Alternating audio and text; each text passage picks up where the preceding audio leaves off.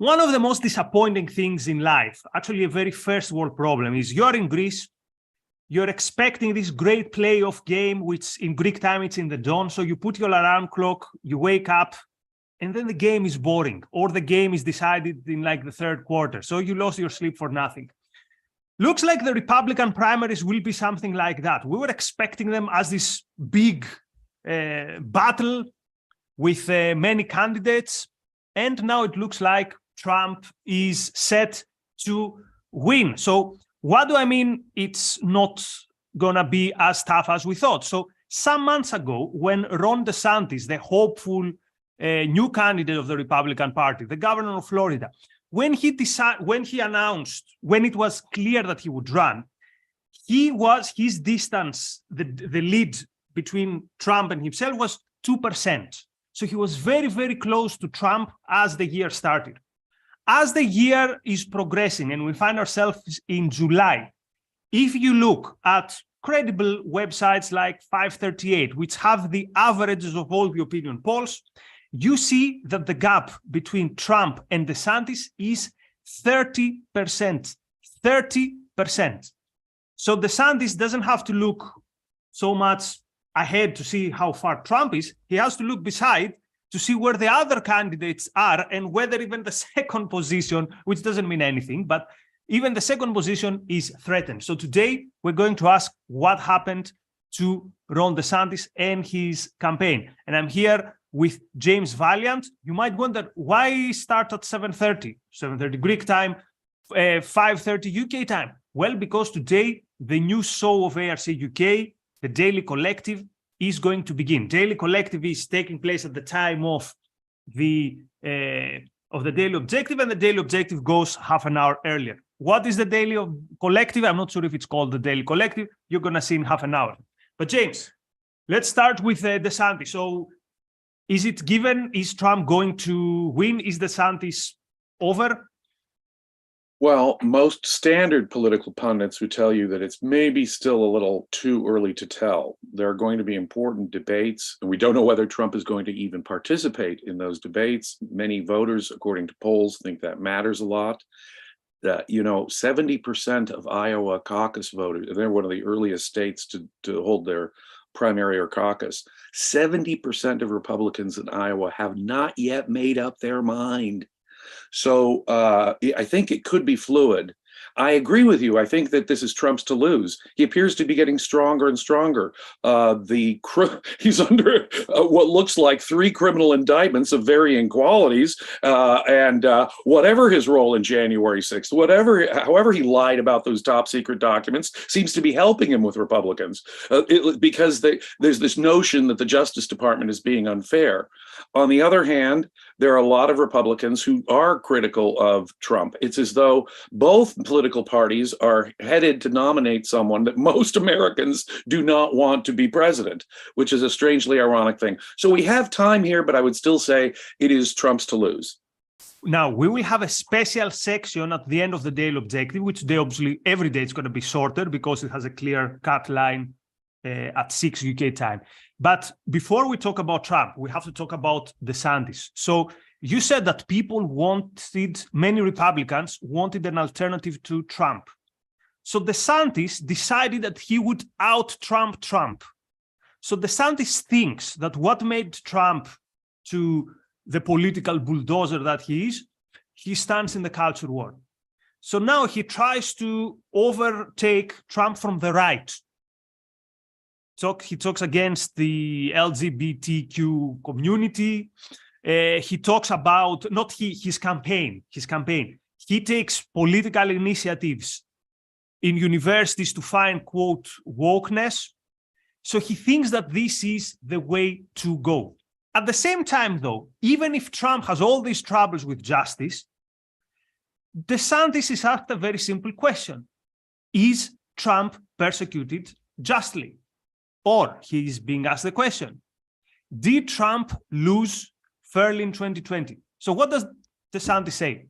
If he says yes, he alienates the Trump base. If he says no, then people who didn't like Trump say, wait a minute, we were expecting someone who is more serious than Trump, And we find someone who tells us the same BS than Trump. And also, a very important detail, Trump, whether you like him, whether you hate him, is charismatic. This doesn't mean he's a good person. Trump has a charisma that DeSantis is lacking. DeSantis reminds me of Ted Cruz in 2016. Unlikable. Unlikable. He stands with Trump on stage. Not much of a chance. No, he's just not personable. There's nothing charming or friendly or funny about him. Nothing that most Americans can, let's say, relate to. There are many Americans obviously can relate to Donald Trump, which is, I guess, disturbing in its own right. But DeSantis' personality, for many people, is a total turnoff. That's true. He does not have the charisma of Trump. But what we've discussed till now is more like political gossip. Now, Right. Let's get to the essence. What is DeSantis really about? There are many people, even in the periphery of or inside of our movement, who see DeSantis as someone who is a good candidate, as someone who is a pro-freedom candidate. Now, my take is that DeSantis is failing every litmus test that I have in my mind around freedom. One of my first litmus tests is, do you understand the notion of private property? If you don't understand the notion of private property, I don't care about your candidacy. I actually think you're a bad choice. I would even say you're worse than Trump, because everyone sees Trump, they get, okay, this guy stands for nothing. But you supposedly, you stand for something. So let us see, instead of me telling you whether DeSantis understands the notion of private property or not, let's hear from DeSantis himself. And there were some conservatives that said, yeah, well, sorry, pause, dear producer, pause. The context here is, this is from the National Conservative Conference last year. So DeSantis is embracing the notion of national conservatism.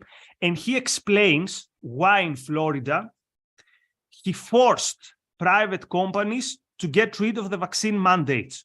Notice, private companies. So if James has a cafe and James says, I don't want unvaxxed people in my cafe, DeSantis says, no, you will have them.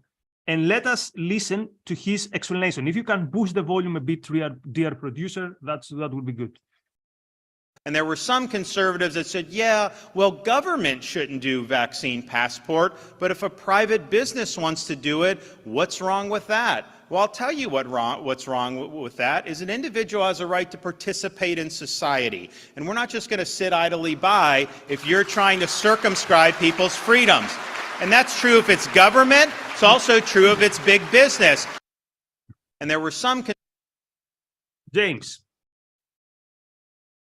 This guy doesn't know freedom, doesn't know rights, doesn't know capitalism, doesn't know America, period. The huge difference between a private company doing this and a government doing this is enormous. That is the very distinction, the key distinction that he has just eradicated. He is no better than these old leftists who used to believe in corporate censorship, corporate power, corporate takeover. It used to be the left who had this attitude about corporations. And when you look at it, he is obviously no friend of freedom or civil liberties, because the minute you start regulating these private corporations, you're the censor, Governor DeSantis. You're the one telling corporations, private businesses, private voluntary organizations what they can and cannot do or say. No, he is an enemy of both economic and civil liberties, and for the same reason. He is like the old progressive in my mind. He's adopted the old labor policy that there can be corporate censorship. No, absolutely wrong. And this is what's, you can hear it. It is you don't have a right to participate in society if that means the right to come into my living room. No, I can kick you the hell out of my society and my home. Thank you very much. You do not have that freedom, Governor DeSantis. And this applies to any voluntary private organization, including corporations. If someone did this to a private club, a private organization, it should be the same as if a corporation did it. One of the recent things that he did was to file a lawsuit against the parent company of Bud Light because they hired the transgender spokesperson. Wait a minute.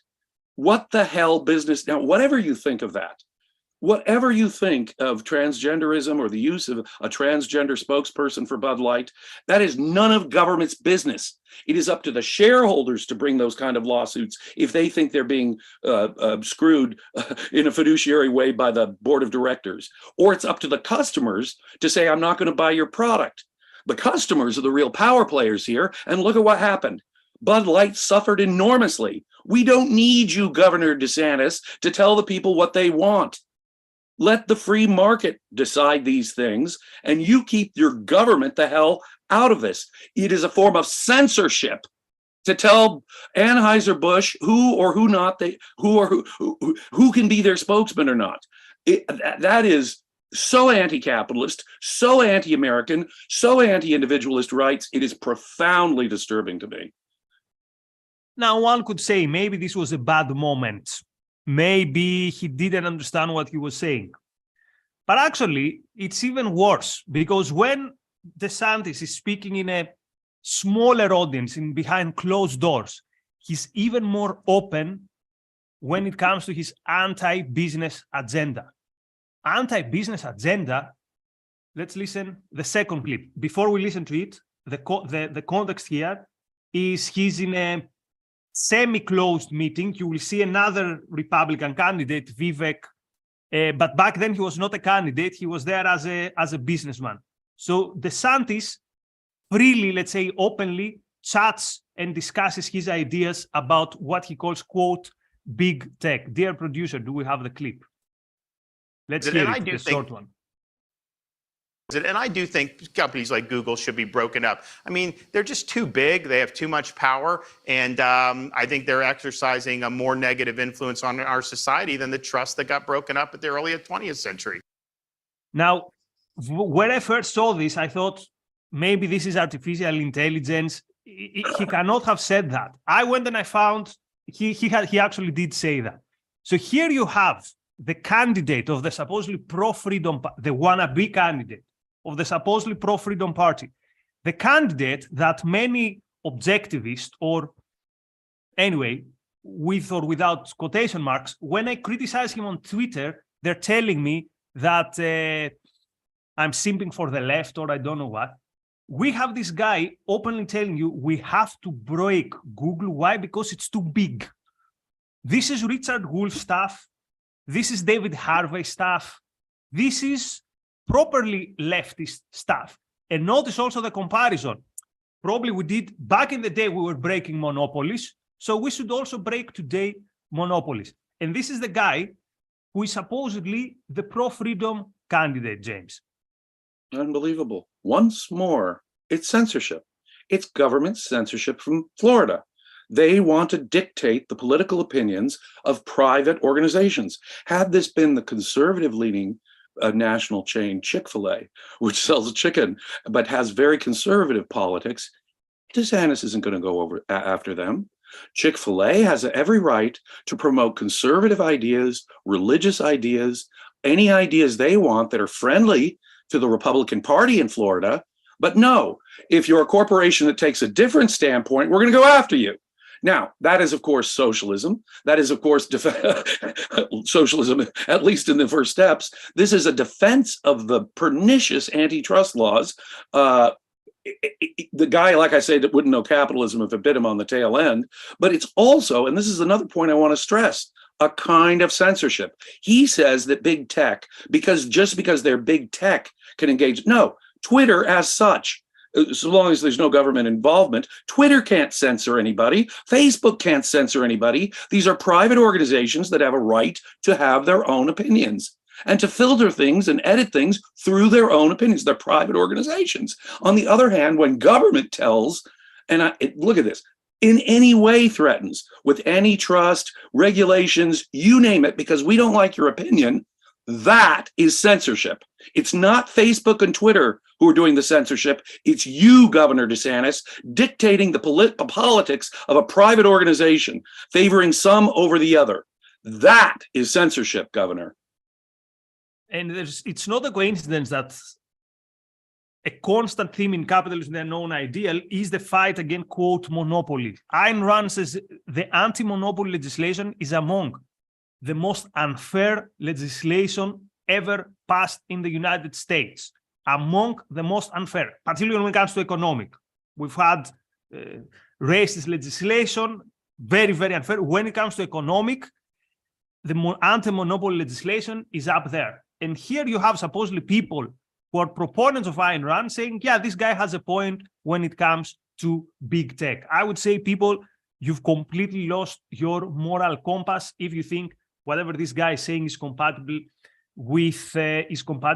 with freedom. Now, perhaps the most non-objective federal law in the United States are these damn antitrust laws. They are evil on the face of it. They are non-objective on the face of it. And for this guy to be using them as a bludgeon for ideological reasons is the absolute opposite of everything America has ever stood for. I have no other way of putting it. So we were saying some time ago that both from this channel and in the episodes I did in New Idea Live for the National Conservatives, which is approximately the ideology that DeSantis is close to. For the first time so openly, we have conservatives saying openly freedom is a problem. Freedom is a problem. Go and read the National Conservative Manifesto by Yoram Hazony. He says freedom makes you think that all that matters is your life. But what about the groups you are part of, your clan, your family, your community? So this is open collectivism. This is celebrated collectivism.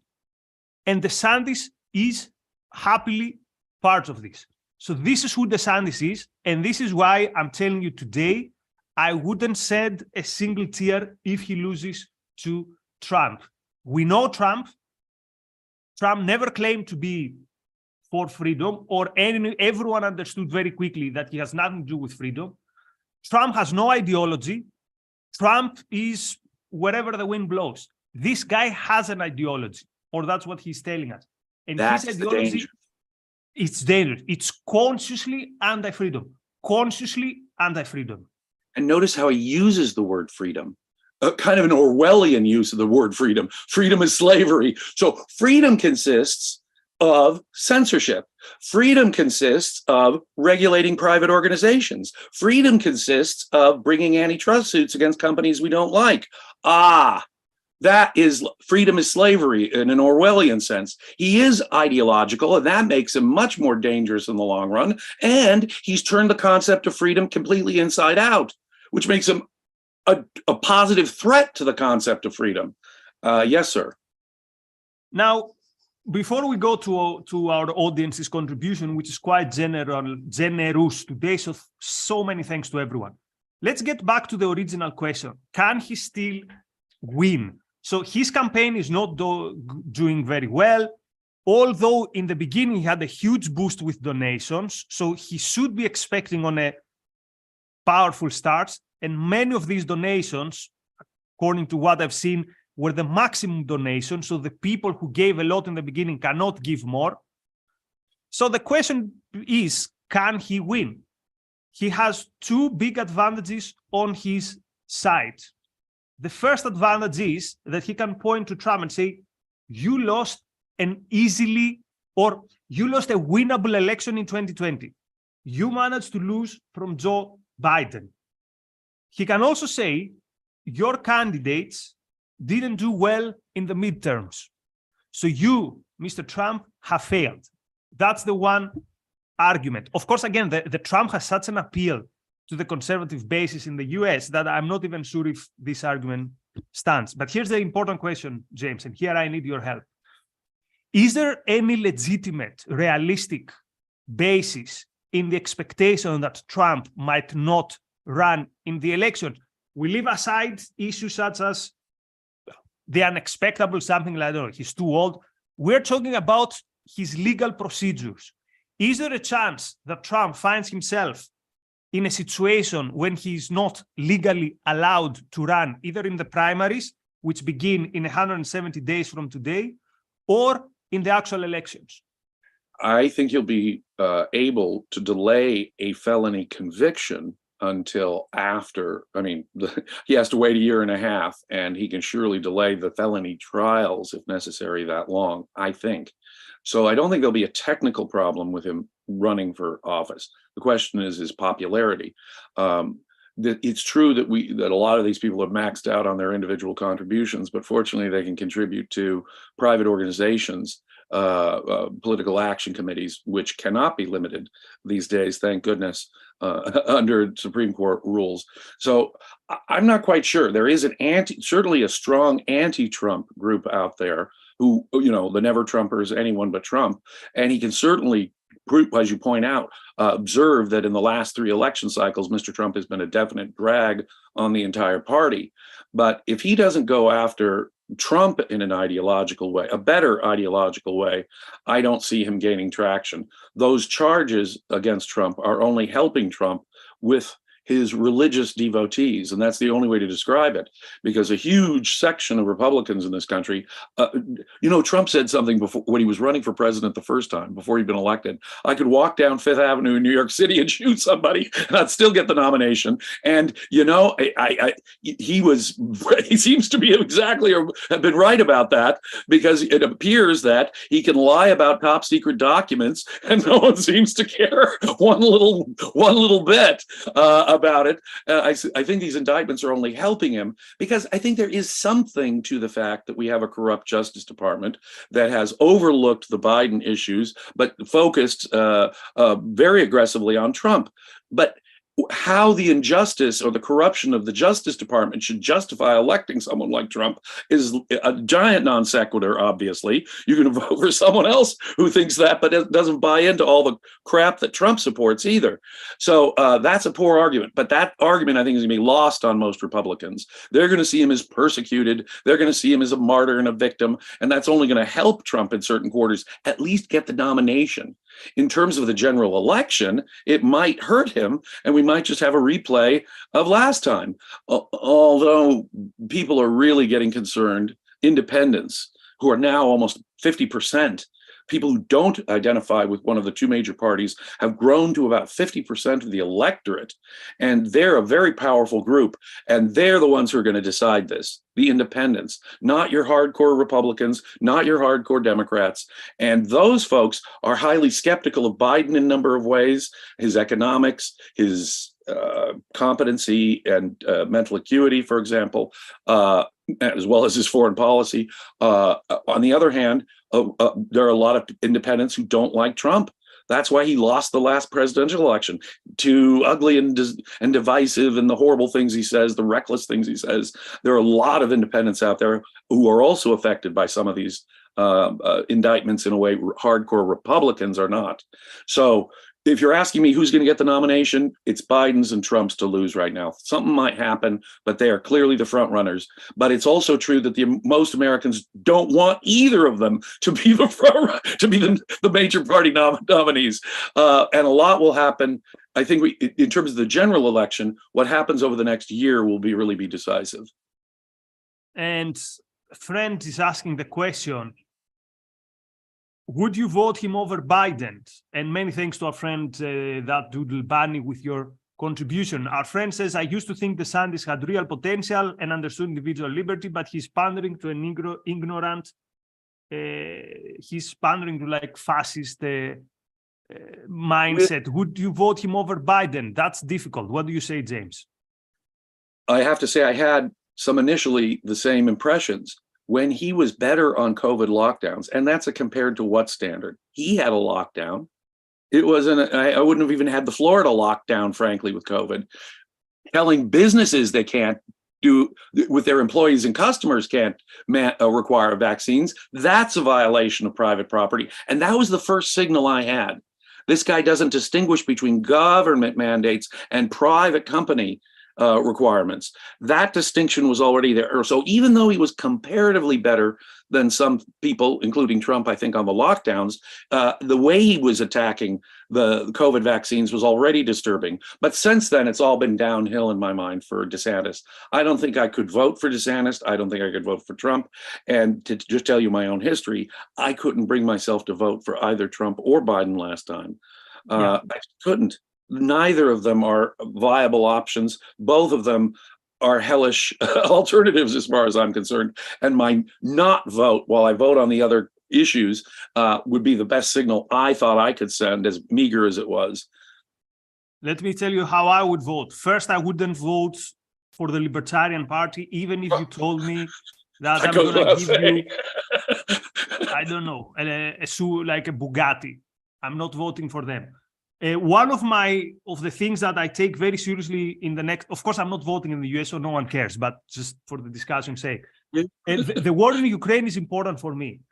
And I think DeSantis is, because again, he wants to pander to the culture war right, I think he's less and less good on, he's more and more bad actually on the war in Ukraine. So I would want to see how do the candidates of both parties understand the war, the moral stance on the war, and also do they have an end game in mind? That's a very important question. Okay, we have only 4 minutes, so let's see what else our friends are saying, and then I'll finish with my favorite DeSantis-related quote. So Michael says, tough times are fertile ground for fascism. That's interesting. Second time we get the term fascism in the comments today. James says, I'm starting to think DeSantis is betting on Trump cutting a deal with prosecutors to drop out of the presidential race in exchange for no jail time. We don't know this, but it's true that DeSantis is not taking a stance one way or the other on Trump and his persecution. Many thanks to Jonathan for your generous contribution and your kind, very kind words. Thank you very much, Marilyn. Always very close to us. We appreciate this. So Richard says, many thanks, Richard, for the contribution. It's very generous. We should be choosing the best constitutional Republican on the right and the best classical liberal among the Democrats. Neither side can come close to rational politics. I agree with you, Richard, but who is the best constitutional Republican on the right? Exactly. Again, I could have a discussion about Nikki Haley. I don't know. I could have a discussion. I haven't seen such a red flag as I've seen with DeSantis. But DeSantis is a no for me based on the things that we've shown you today. And equal to reality says, if I was a US citizen, I would vote Democrat just to keep Trump out.